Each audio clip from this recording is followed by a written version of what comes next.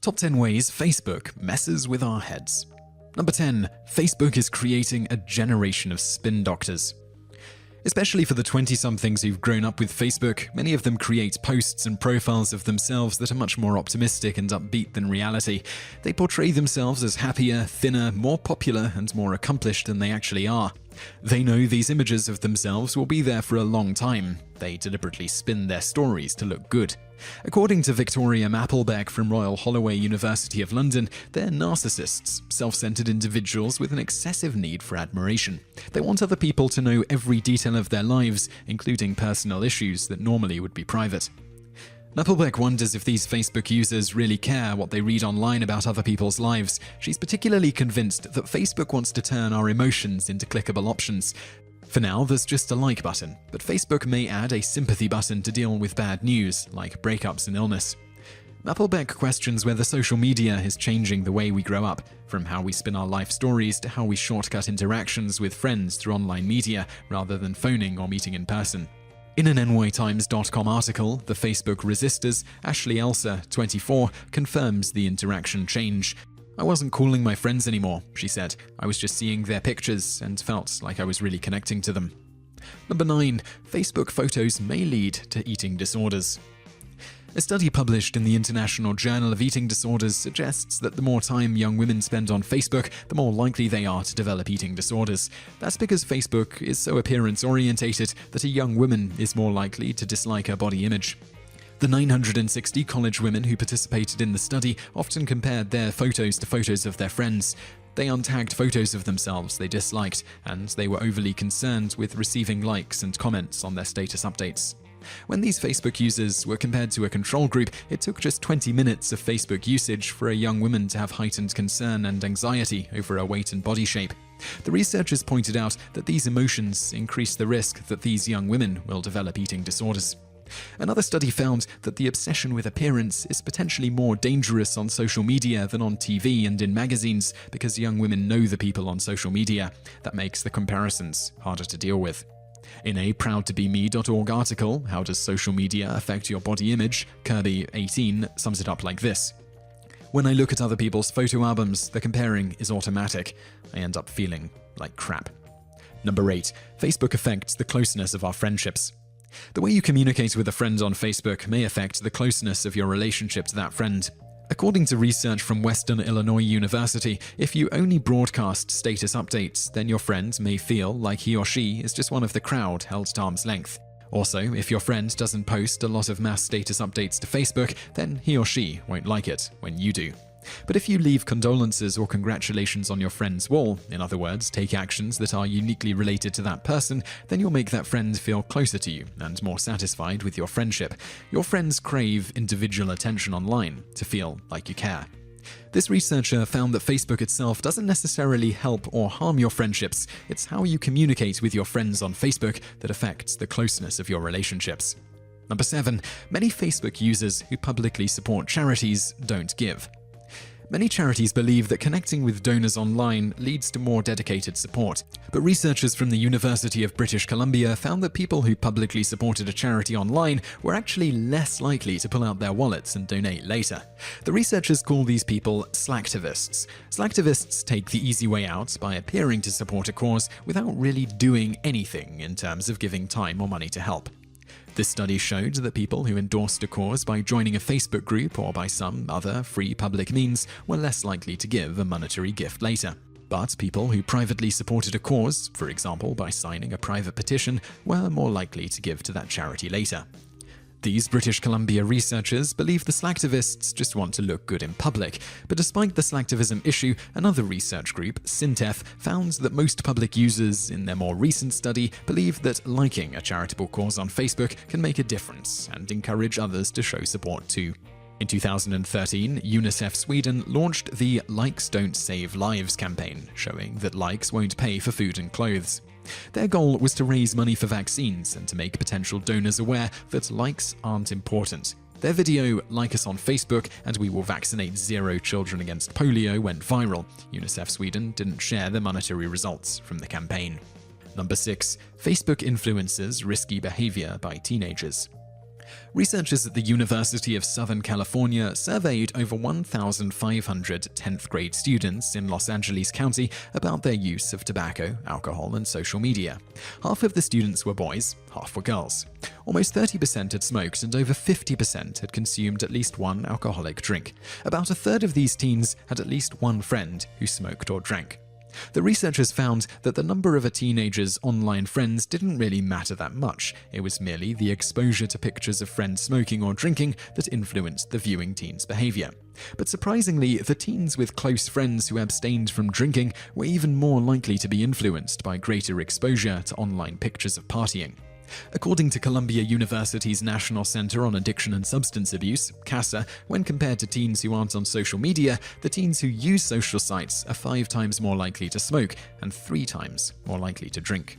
An example of social media influence, a wild internet drinking game for teens called Neck Nomination, spread quickly in 2014 on Facebook and Twitter. The kids took videos of themselves downing strong drinks in strange and sometimes dangerous circumstances, like jumping in a river afterward. Johnny Byrne, 19, died that way in the Irish countryside. With 80% of America's teenagers using Facebook and other social networking sites to communicate with each other, this is a serious source of peer pressure. Researchers suggest that we teach young people about the dangers of posting these kinds of pictures online. Number 5. People who aren't on Facebook feel meaningless. With Facebook usage so widespread as a way to keep in touch with friends and family, researchers from the University of Queensland believe it's become a way to define our sense of social belonging.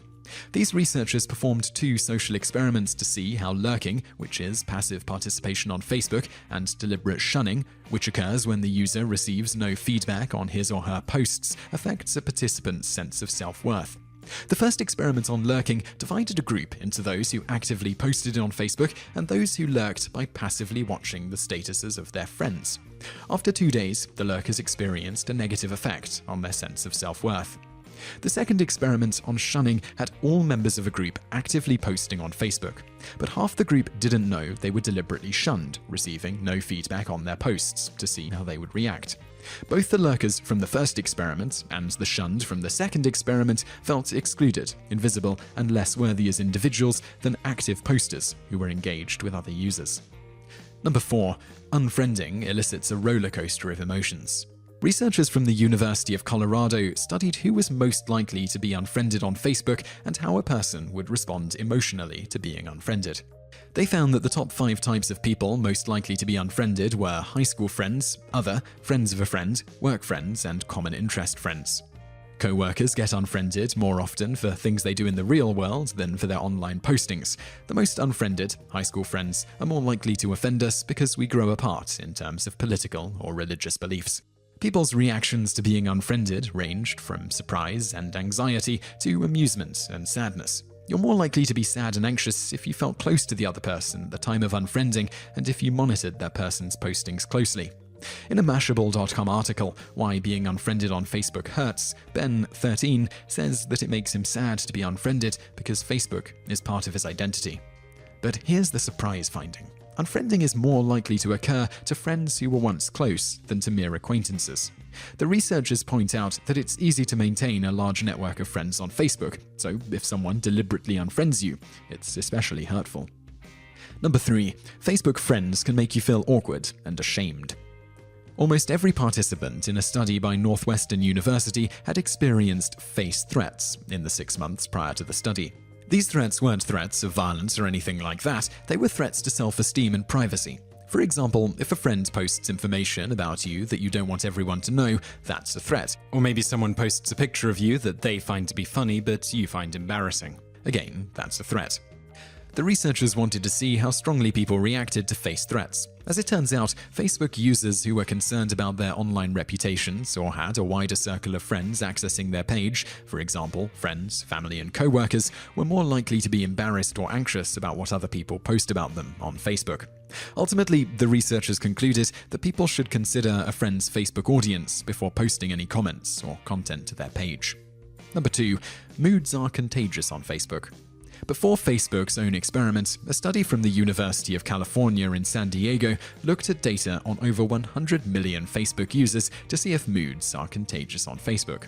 The researchers realized that rainy weather increases the number of negative posts and decreases the number of positive posts by Facebook users. So, by analyzing the changes in those users' emotional expression according to the weather, the researchers concluded that moods do spread online, especially positive expressions of emotion. Another study, published more recently by social scientists at Cornell University, the University of California at San Francisco, and Facebook itself, manipulated the emotional tone of news feeds for almost 700,000 Facebook users to measure emotional contagion. These researchers famously found that Facebook users react more positively for days to positive emotion updates from friends. On the flip side, users who had fewer emotional posts in their newsfeed withdrew emotionally for a few days.